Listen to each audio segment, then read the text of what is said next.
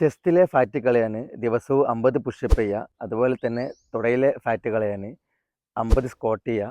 പിന്നെ side fat കളയാൻ 50 side twist, oblique twist ചെയ്യുക എന്നൊക്കെ പറയുന്ന കുറച്ച് ആളുകൾ സോഷ്യൽ മീഡിയയിൽ കറങ്ങി നടക്കുന്നുണ്ട്. അവരോടാണ് സാധാരണക്കാരായ ജനങ്ങൾ എന്തിനാണ് നിങ്ങളെ പറഞ്ഞ് പറ്റിക്കുന്നത്? കാരണം ഫാറ്റ് മെറ്റബോളിസം എന്ന് പറയുന്നത് അത്രയ്ക്ക് കോംപ്ലക്സ് ആണ്.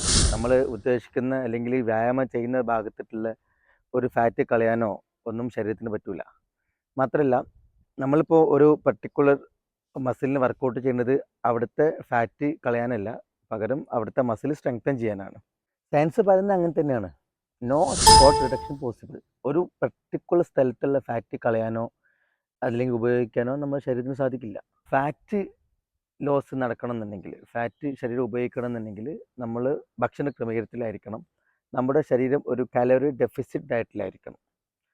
അത് മാത്രമല്ല, ഇനിയിപ്പോൾ നമ്മൾ കലോറി ഡെഫിസിറ്റ് ഡയറ്റിലാണെങ്കിൽ കൂടി നമ്മൾ പർട്ടിക്കുലർ വ്യായാമം ചെയ്യുമ്പം ആ ഒരു ഭാഗത്തുള്ള ഫാറ്റ് ശരീരം എടുത്തോളുന്നില്ല. ശരീരം അതിന് തോന്നുന്നിടത്തുള്ള ഫാറ്റ് ആയിരിക്കും ഉപയോഗിക്കുന്നുണ്ടാവുക.